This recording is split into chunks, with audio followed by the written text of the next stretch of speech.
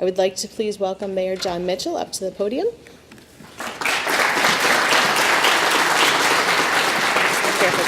Yeah, yes. Thank you. Thank you. Well done. Well done. All right.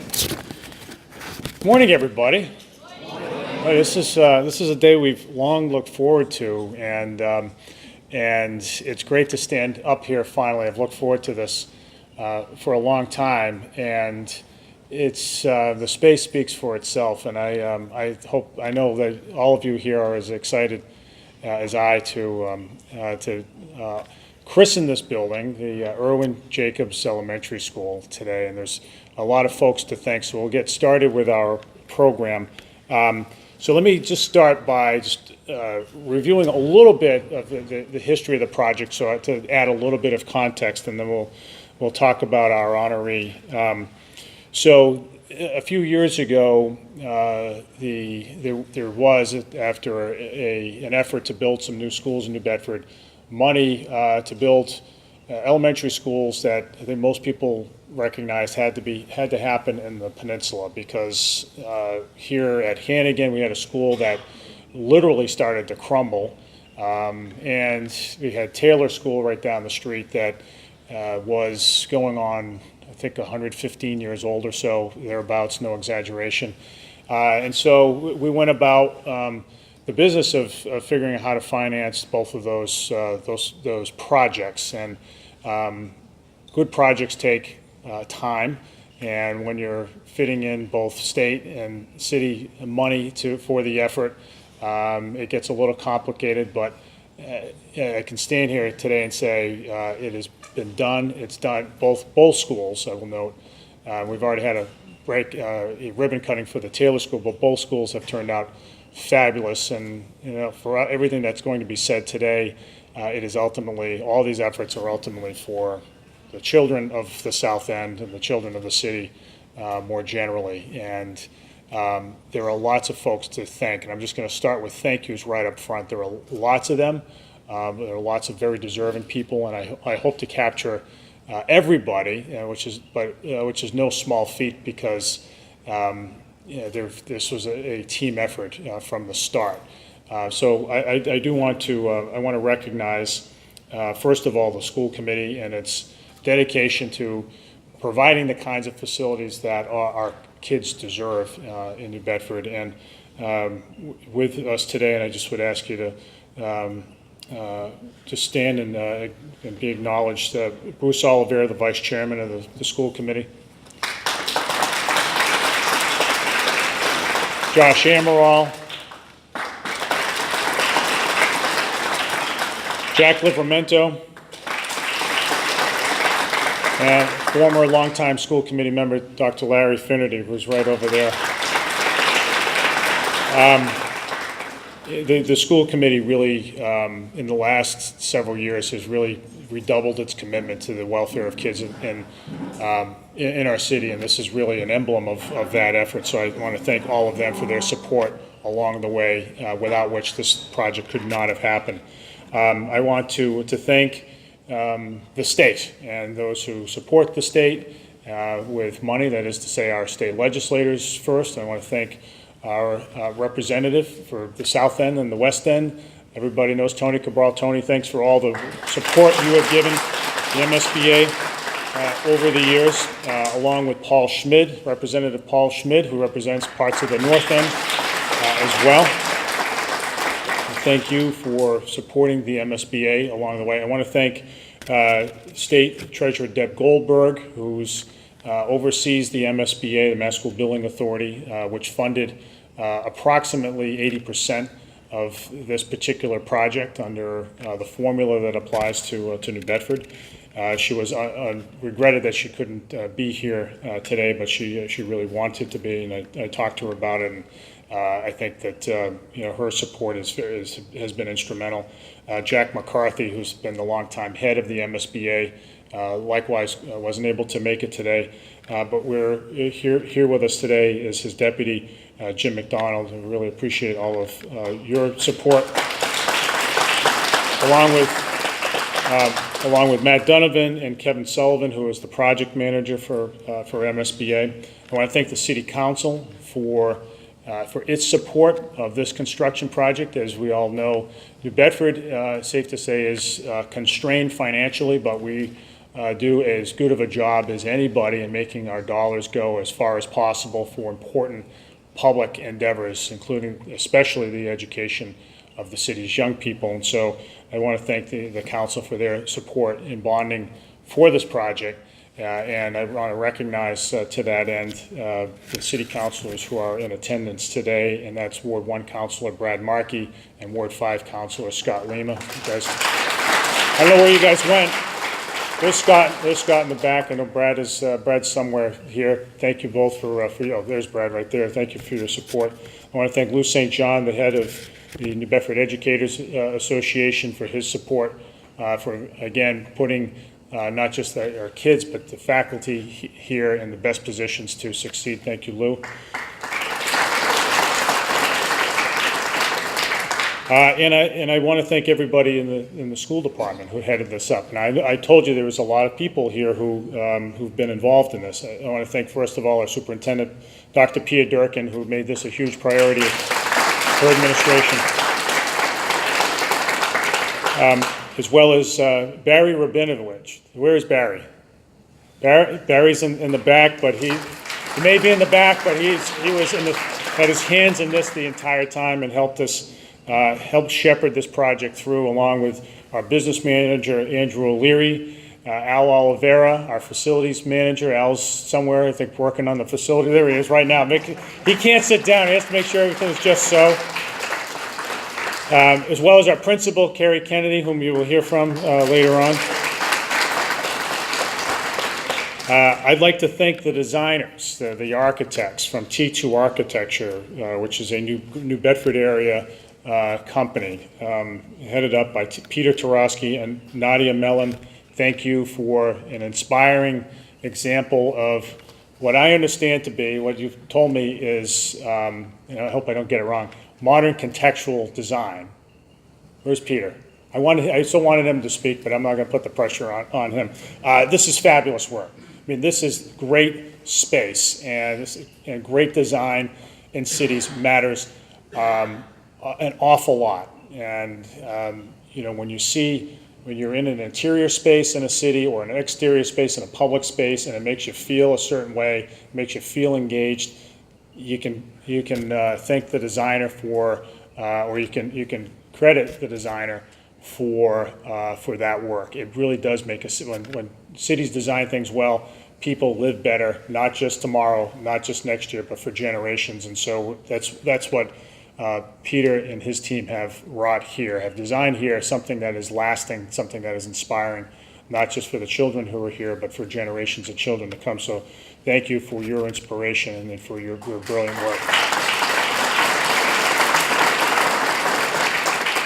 I want to thank the entire project management team, including Richard Marks. I don't know if Richard is here today. I didn't see Richard, but his entire team, Joe Sullivan, Taisha Walton, John DePina, everybody who was involved in that end of the project to make sure that it moves along, which is such a key function in any major construction project, to have somebody that keeps the trains running, and that's what they did. I want to thank everybody from Collins Construction and all of their subcontractors, many of whom are here today. I want to just single out Steve Pratt, Dave Martell, and Patrick Collins of Collins Construction, but I want to thank everybody who drove a nail in, picked up a shovel full of dirt, made everything just so. And our construction team, the guys who worked on this, the men and women who worked on this project, deserve tremendous credit for the care that they put into it, the extra effort to make it lasting for the benefit of the kids of our city. I want to thank all of you. Some of you are here today. I really want to thank all of you for that extra special effort. It counts for a lot. Thank you.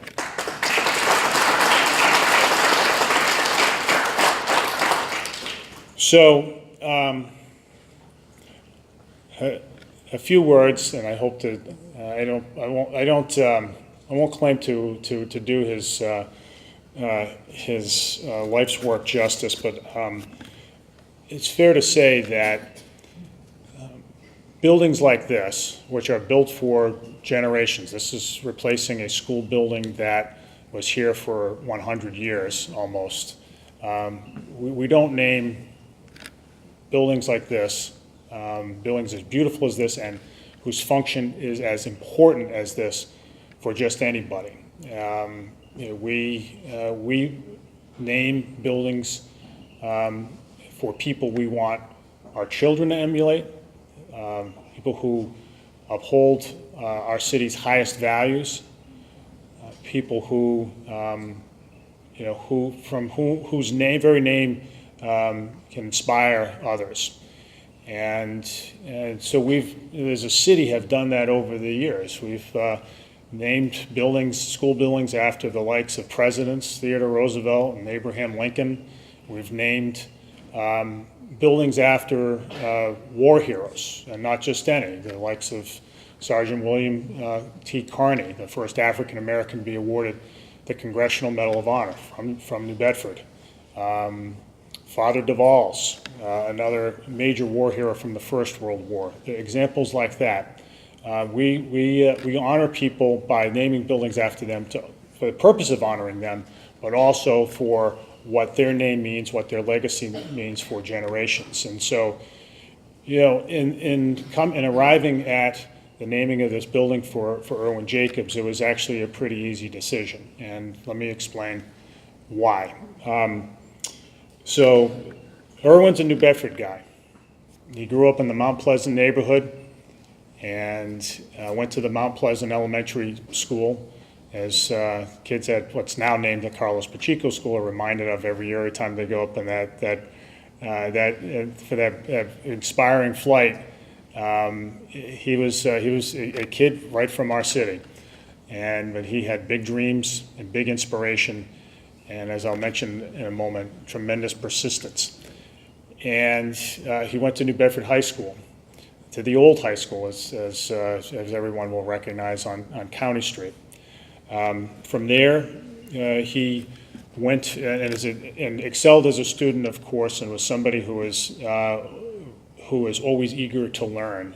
He was a frequent flyer before the term was coined at the main branch of the New Bedford Public Library, and someone who really recognized that he had opportunities before him and made the very most of them. Irwin went on to Cornell and majored in engineering, and then went on from there to get his PhD at the Massachusetts Institute of Technology. And from there, and I think a lot of people are familiar with generally his biography, he went on to become a professor at MIT. So over the course of his professional life, there are a number of markers of excellence, and one of the many things that's just so impressive about him is that they are sort of in very different fields. So Irwin authored in the early 60s a physics textbook that is still in use today, right? So think about that. I'll ask the adults in the room. I'll exempt you fourth graders from this, but this rhetorical question. Think about the books you've read, the textbooks you had in high school and college, and you think of one that was written in the early 60s that's that old. And the answer is probably not, because they're often eclipsed by other work. So he is, I remember 2 years ago, we're over at UMass Dartmouth, and John Buck, who's a physics professor over there, lives on Maple Street, came up to him and asked him, hey, Irwin, I think he said Dr. Jacobs, I'm so used to calling you Irwin. Dr. Jacobs, could you sign my book? And I went up to him later, I said, what do you mean, what, his book? Well, he said, I still use this book in my class. And he said, you first published it in the 60s, which is remarkable. That's what a landmark it was. But so Irwin stayed in higher ed for a number of years at MIT, and then went on to he in the American tradition headed west, having already made the best decision in his life, and that's to marry Joan, headed west with his family to La Jolla, where his family grew up, their four sons, and where he worked also in higher ed, in the University of California system. From there, he founded a company called Linkabit, which again, it pioneered certain electronic technology that was groundbreaking even back then. This is in the early 70s. That was quite influential, grew the company significantly in the 70s, and had really established himself in that space. Meanwhile, he was already making a name for himself in a number of circles and in emerging technology, and was part of a team around that same time that pioneered one of the first prototypes of the internet, right? So this is before Al Gore invented it, before, that's a joke, guys. He really didn't invent it. But at a time when the Department of Defense was pioneering these things, and so his team was one of the first to have those breakthroughs, right? And this is a field that's entirely different from what he ended up really making his name for. But Linkabit was a huge success. And then in the 80s, he founded a company that became synonymous with his name, Qualcomm. Now, Qualcomm is not nearly as famous as some of the other major tech titans, but it is no doubt as influential as the likes of Intel and Apple and Microsoft and all of those. The difference is Qualcomm doesn't sell consumer products, right? You don't go to a store and buy anything directly from Qualcomm, and that's why some people might not have heard of it, at least up until the last several years. But the reality is that Qualcomm it has revolutionized the way that Americans live. Now, I'm going to direct a question not to the fourth graders, but to all the adults. I'm going to ask you to do something. Take out this. Seriously.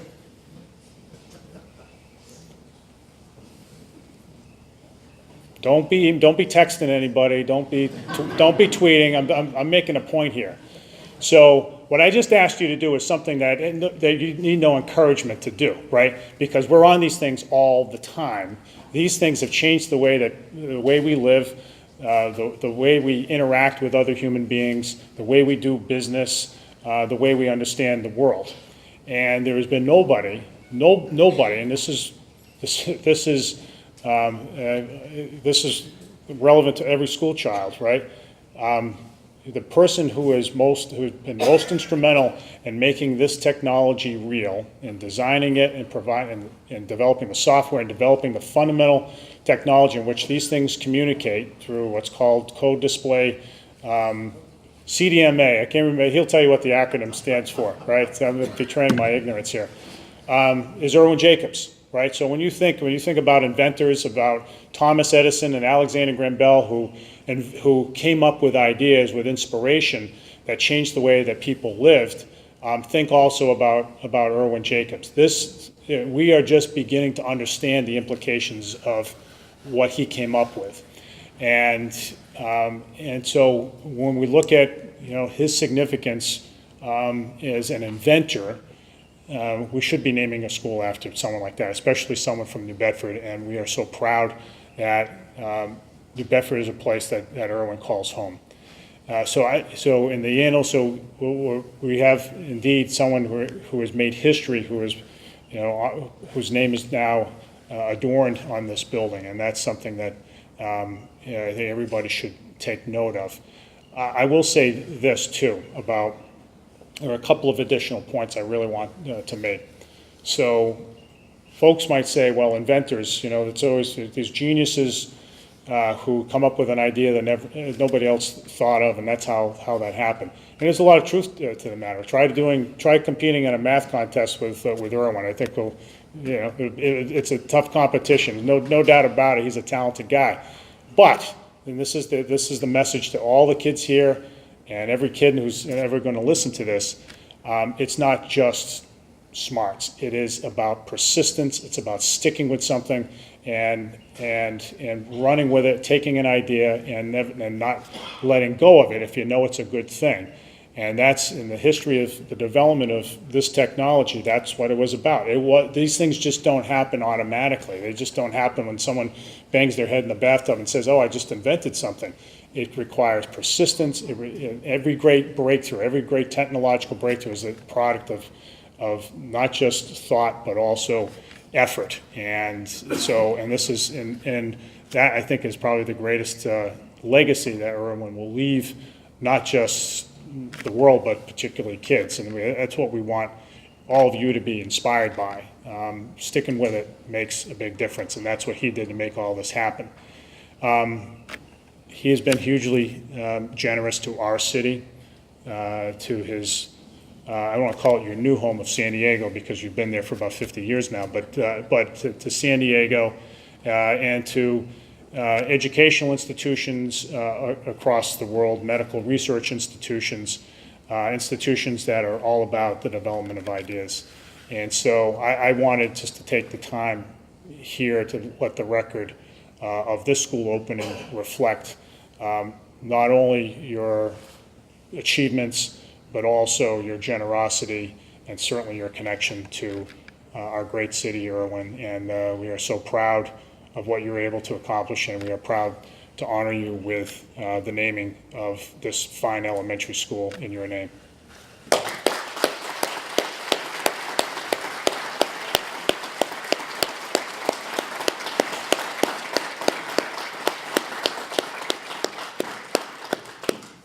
So with all that, let me, there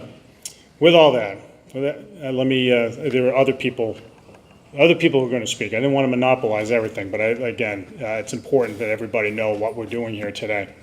So with all that, I want to call, again, the construction of this building wouldn't be possible without the supplemental financing that comes from the Commonwealth of Massachusetts through the Massachusetts School Building Authority. And I really want to thank that team, Jack McCarthy's team, for all the work that they've done on this and so many other important school projects that we've been doing over the last few years. We are really modernizing our physical plant in the school district, and we couldn't do it without the MSBA's help. And I want to call Jim McDonald up to say a few words.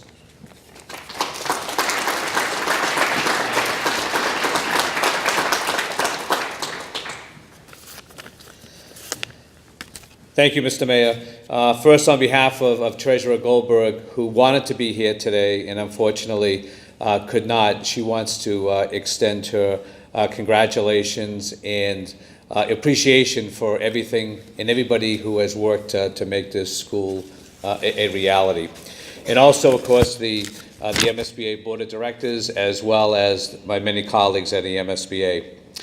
You know, the MSBA's mission statement is to partner with Massachusetts communities to support the design and construction of educationally appropriate, flexible, sustainable, and cost-effective public facilities.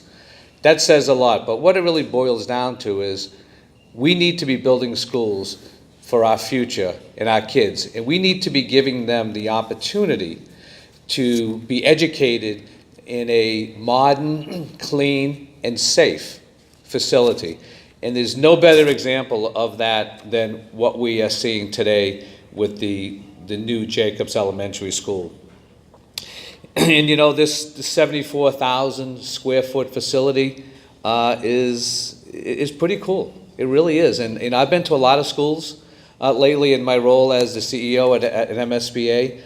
And every time I walk into one, I am astounded because you can feel the energy, you can see the brightness, you can feel and listen and watch the kids.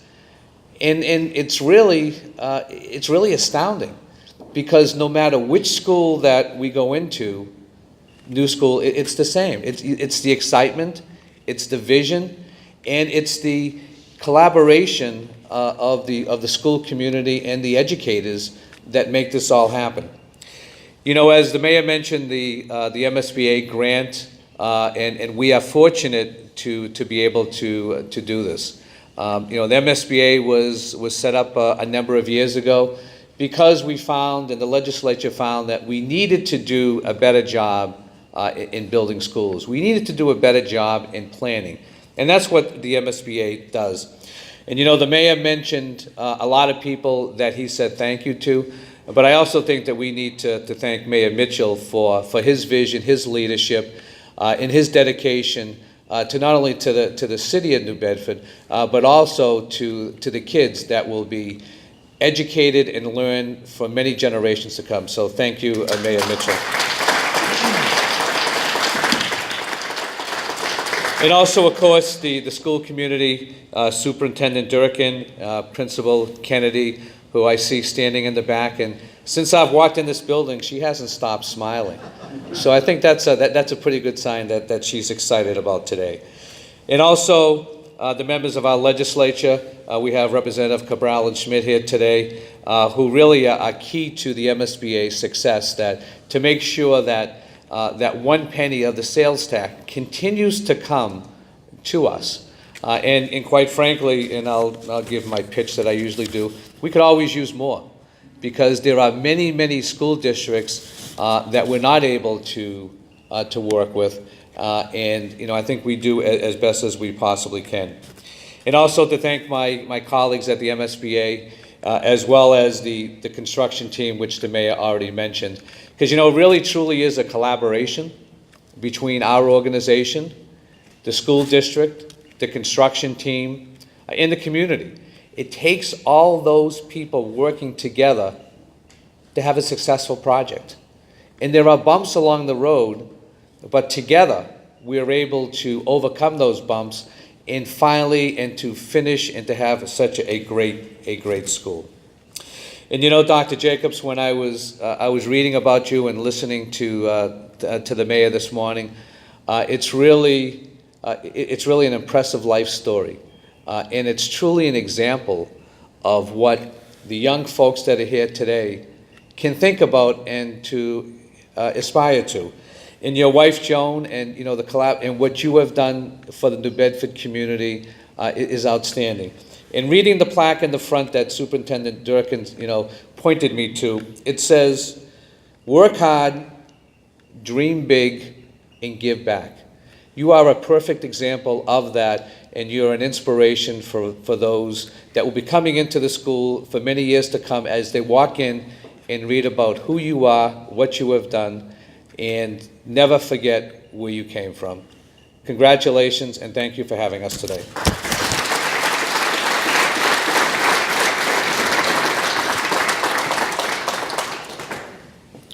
Well, let me echo Jim's salute to the legislature for their support of MSBA. It would be downright impossible for many communities in the state, including ours, to build schools like this entirely with our own money. And so the state role, which is longstanding in Massachusetts, is instrumental.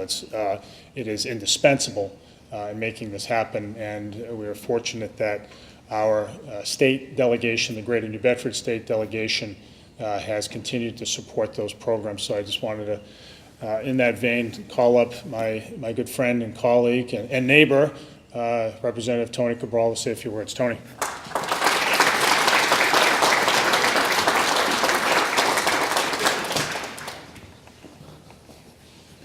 Well, good morning. Let me also recognize my colleague, Representative Paul Schmidt, for being here with us. He's a little bit out of his district, but he enjoys every time he comes to my district, and we like to have him all the time. He's a great supporter of things in New Bedford. He represents a piece of the North End, but he's been, besides being a great supporter, he's actually been an excellent addition to the delegation of Greater New Bedford. So we are delighted to work with you. He's really a delight to work with and really understands our needs. Dr. Jacobs, congratulations. I mean, there's nothing more fitting than for us in a community like New Bedford to recognize a kid, no longer a kid today, but a kid that went to the New Bedford Public Schools, went to Mount Pleasant or the Carlos Pacheco School today, went to New Bedford High School. They will serve, not only the name being in this building will serve as an inspiration to all the kids sitting here, to all the kids of the South End and the West End, and quite frankly, to all the kids of this city. We need role models like yourself, and role models that left the city, never forgot the city, gives back to those communities that he believes in, not only New Bedford, but other communities that he has touched. But we are very appreciative of your generosity, of yours and your wife, Joan. We love every time you come to the city. We enjoy seeing you. And I know the kids that usually take a ride on the plane probably love it more than anybody else. But that's quite an experience. Now, the School Building Authority is really probably one of the great successes that the state legislature has created. It was a creation of the state legislature. It was a creation not of the executive branch, not of anyone who had a bright idea. It was actually created by the legislature. And yes, we set aside funding, which is the key, which is that every time you pay sales tax in Massachusetts, one of those pennies goes to this fund. And that's in part why it's successful, because we not only created an institution or created an agency, but we actually put money, a revenue stream attached to those goals. Because we thought it was extremely important for Massachusetts as a state to be committed in helping communities throughout the state, in New Bedford and others, to really begin to build the kinds of school buildings that we need for today's education. You know, give the tools that are there, that are necessary for the kids to thrive. Create the atmosphere that is important for people to dream. And, you know, I know all of these kids have dreams. And hopefully, part of their dreams will be to follow and use you as an inspiration. Because as the mayor said, persistence, focus, persistence. My father used to say all the time, sometimes it's the little things that either make you or break you, right? It's that focus, that persistence, that tenacity that you have shown throughout your life that I think hopefully will inspire all of us, and not only the children of this community, but also the adults in this community. So I'm delighted to be here. I think it was a great choice to name this school after you, because I think besides being a New Bedford kid, or a kid that went to the New Bedford Public Schools, you are today someone we all can try to be like or be inspired by. So, and that's the key. Sometimes names are important. And to me, I always like when we name something in New Bedford for someone who had an impact in New Bedford, either throughout their lives or they started in New Bedford and then they gave back to the city as well. So that's a great choice. Congratulations once again, and hopefully we'll see you many, many more times in New Bedford. Thank you.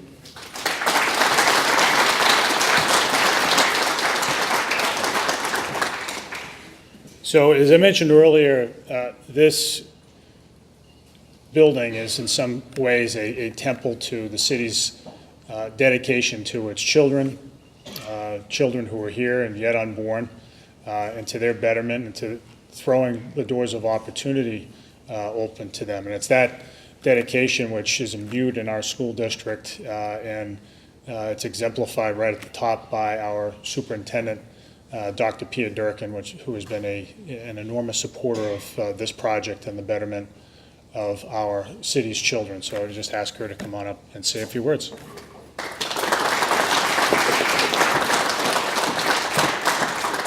Thank you, Mayor Mitchell. Well, we've talked a lot about the construction part of this, and a lot of people had to come together to make this happen, and we are so grateful for it. But I want to just shift gears to the educational part. This school stands as a beacon for the kids and families who will look to it as a measure of hope. And when you ask the kids, and Dr. Jacobs and I did, what are the favorite things about it? It goes from the cafetorium to the classrooms to the individual small group settings, which allows teachers to meet with small groups and have that personalized learning, to the piano lab, which is a real exciting treat that you're going to see. But it really is about what will continue of what happens in this building, and though it is bricks and mortar and design, it's really about looking at two things: innovation and responsibility. Irwin Jacobs was an incredible innovator. His wife, Joan, is another innovator. But they chose to do something with that innovation to make the lives of people better. So that's a responsibility part, to be able to say that what we have been given, we need to give back. We need to pay it forward.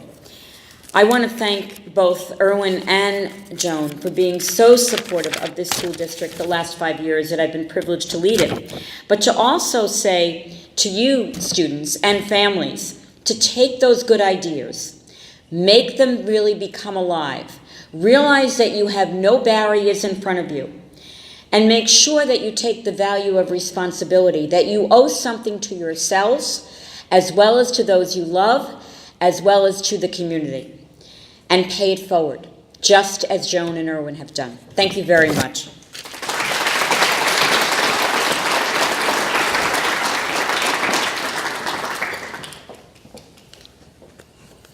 So when buildings like this are constructed, it really is a community effort, and it's not just simply, lining up the construction crews and making it happen. It's, as we've discussed, it's a lot more complicated than that. But the best projects like this are done when they are embraced by the community, and that has happened here. It's been embraced by the neighborhood, the neighbors along Emma and Emery Street have been thrilled with the site, and part of making that happen is the responsibility of the building committee. And I've named some of the folks who've been on that, who are on that committee: Bruce Oliveira and Lou St. John, City Councilor for Ward 6 Joe Lopes, Ari Sky, the city's CFO. And everybody else, Andrew Leary, everyone else who was on that committee did a fabulous job making sure that it reflected the values of the neighborhood and of the South End and the peninsula altogether. And it's also true that part of the work has to come right from the people who are leading the effort. And in that case, it's the principal, Kerry Kennedy, who's done a fabulous job at the former Hannigan School and now at the Jacobs School. And she is, among everybody here, with the exception of Irwin, is probably the most thrilled that this day has come. So I wanted to ask her, the one who's in charge of stewarding the kids' education here, to come on up and say a few words. Kerry.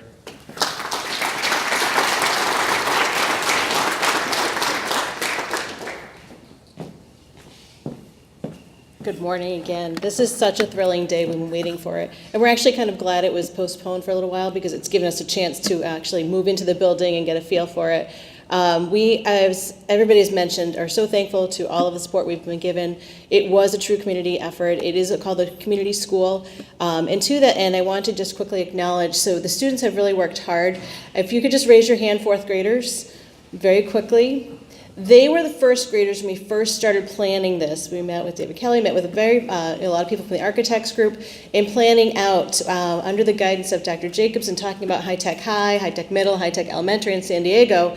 And the architect got a chance to go out there and see something that was 21st century. So we knew it was very different. We hadn't had a new school in several years in the district, and we wanted something different. The kids planned out what they wanted. We met with the teachers, the staff. Everybody had input into it. We met with neighbors. Obviously, they wanted something aesthetically pleasing. We hope we've succeeded in that part. But everybody had a chance to weigh into it, and I was so pleased. These now fourth graders, almost fifth graders, had a chance to weigh into it. Giselle was talking about the library, and she was talking about the playground. Jayla was all excited about different places as well. The gym, the rooftop garden. So we also built into an expanded learning time day too. So we have a longer day, and we actually have students that are in the building every day, Monday to Thursday, from until 5:30 p.m. And it just goes to show you this building is a true community part. We are able to partners, and we're in kindergarten and pre-K. We use Darlene Spencer from the Family Learning Center. We have in kindergarten working closely with the DPW. We have Meg Hebert for the recycling project. First grade, we have Zoe Hanson DeBello and Adam Davenport working with us from the GROW project from the Marion Institute. In second grade, we have Jim Stevens from Gifts to Give. In third grade, we have Terry Walkowitz. We have Carrie from the zoo. We have a lot of other partners with us in the Learning Concert you'll see very shortly. So the third graders will be highlighted next. Fourth grade, again, working with Meg Hebert and Adam and Zoe for the garden. You'll see the rooftop garden hopefully very soon. And then fifth grade, we're working very closely with Greg Pimentel and the community boating. Our students actually take sailing lessons. I was very excited because they were saying, this is something that rich kids do. And they were very excited to do something that was different. And so with these partners, we've been able to really bring the school into a highlight where it's used all the time. Our eventual goal is to be able to even, let other people use the space. We have the ability to lock down the different parts of it. Chief Cordero helped us weigh into where we can make it safer for the south end and to have a really a safe haven for everybody to be at. Again, you'll get a chance in a moment to see this whole place that everybody has weighed into. We hope you find it as exciting as we do, and thank you for coming. And again, Dr. Jacobs, hopefully you'll get a chance to see. We do have a uniform that we try and encourage students to wear, and it has a logo and it has the cogs, and it shows the Irwin's innovators. And so you'll get a chance to see the students in those uniforms as well, too. So we, again, thank you so much. I can't express our gratitude for everything, but we hope you get this chance to see the building in its really true fashion there. The students are really thriving, and again, thank you so, so much for this opportunity.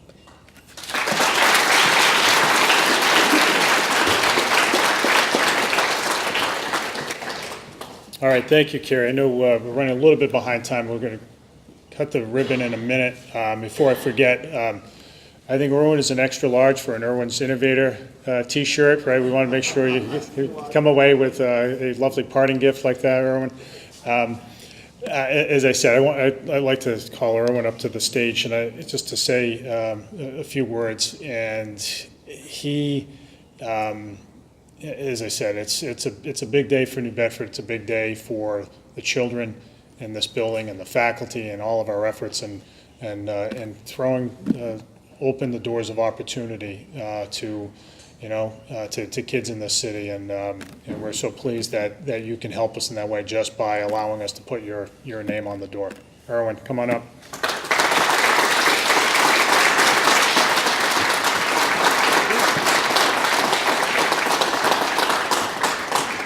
Thank you all very much. It really is a great honor to have a school named after you. I mean, that is quite remarkable. And it's something we're going to remember for a long time, that we're going to come back, hopefully, and be able to visit often and see how all the students are progressing. We did have an opportunity to visit while the school was under construction, and we're very impressed with all the thought that went into this building, the planning, and a lot of the special facilities. And so I think it's really going to work out exceedingly well. But of course, it's even better now to come back and see it with students here and with the art on the walls, and it feels like it's really getting some great usage. So very exciting. Congratulations to the opening classes that are here, and may you have a great future based on the education you receive here and then beyond. Now, I went to school in the north end of the city, now called Carlos Pacheco School, was the Mount Pleasant Street School when I attended, and it went up through the 8th grade. Now it goes up, as you do here, through the 5th grade. But it was a very good education.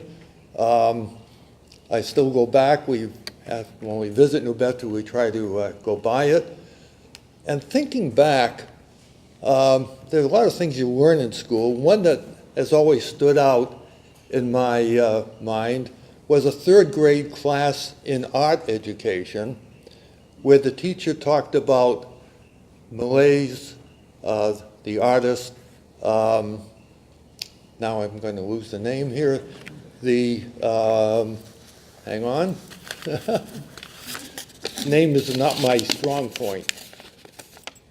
Should remember, the Angelus painting, and described it so well that has just stayed in my memory ever since.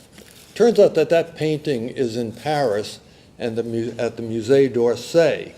And so whenever we get to Paris, we will go and visit that painting. So that's remained with me since the 3rd grade.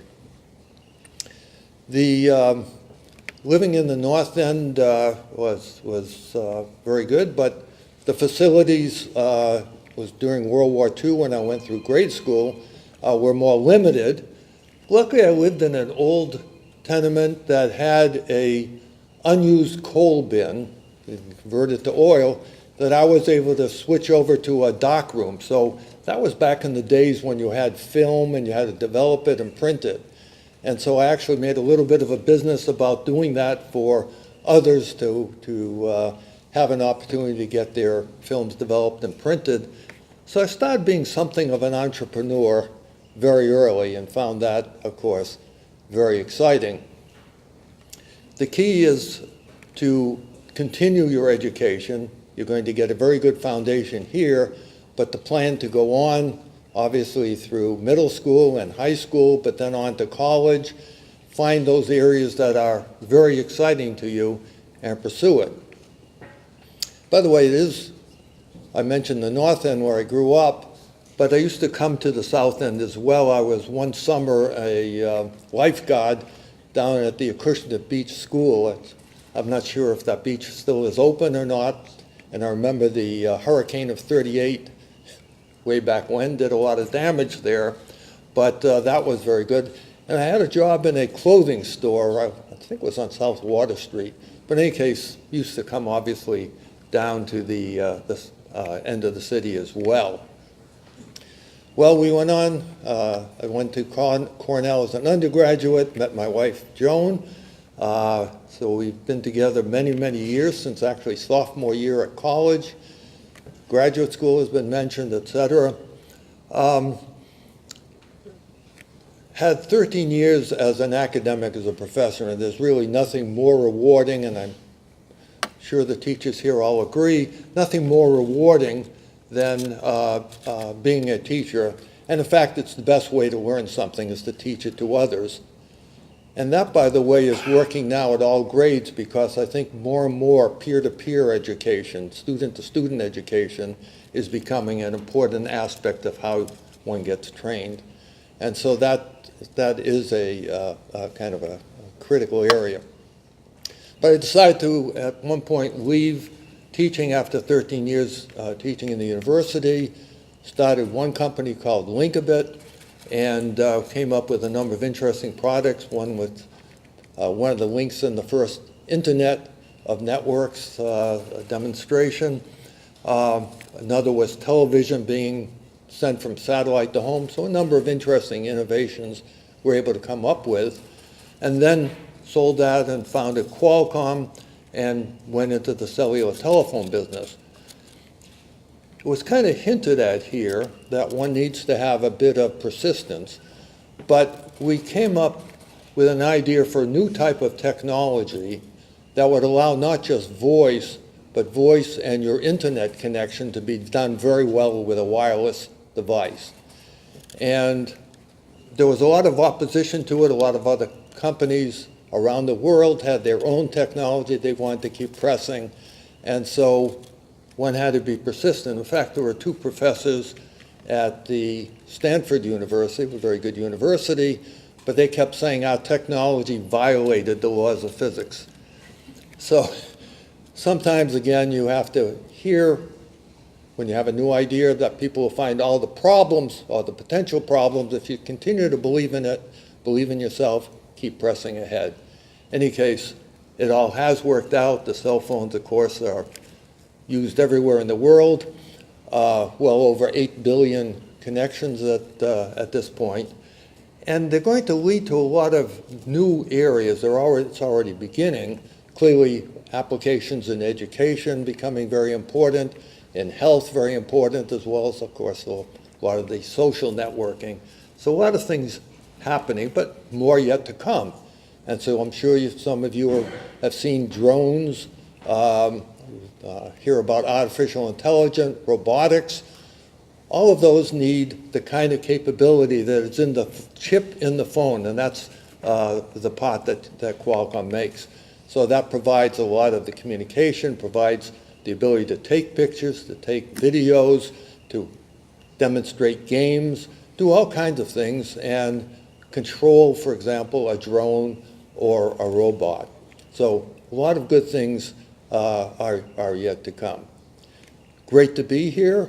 Very thrilled to see the facilities, the capabilities here. And the piano room was mentioned. We have been involved with the Lang Lang Foundation for several years. They set up a program to have piano instruction in elementary schools, and so they've arranged to have that piano room here. I think we're going to be seeing that. There's one in San Diego, and Lang Lang last year came and visited that. For those of you a little older than the students, you might remember that he was the featured pianist in the Beijing Olympics. And so he's world-renowned pianist, but he takes a great interest in education, so I think that's a great step. Also, hopefully, there's going to be use of maker labs and other capabilities. The future is very bright, lots of great things happening, and hopefully this school will give you a wonderful start. We're thrilled to be part of it. Thank you very much.